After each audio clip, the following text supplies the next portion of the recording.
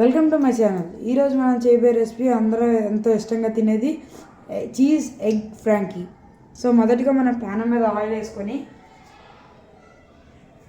మనం సన్నంగా తరుపుకున్న ఉల్లిపాయలు, దాని తర్వాత టమాటాలు, పచ్చిమిరకాయలు కూడా వేసుకున్నాక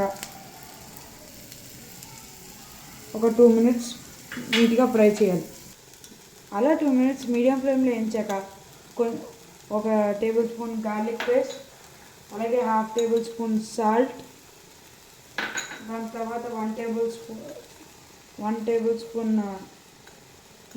చిల్లీ, దాని తర్వాత 1/2 tablespoon గరం పౌడర్. అదే మళ్ళీ 2 minutes మీడియం ఫ్లేమ్లో వేయించాలి. ఇప్పుడు చీజ్ వేయాలి లైట్. ఇప్పుడు మనం పొటాటో స్మాష్ చేసి లైట్గా కలపాలి. ఇప్పుడు అదే పెనం మీద కొంచెం ఆయిల్ వేసి దానిపైన ఒక రోటీ పెట్టి ఒకసారి బాగా వేయించి నీట్గా తిప్పి,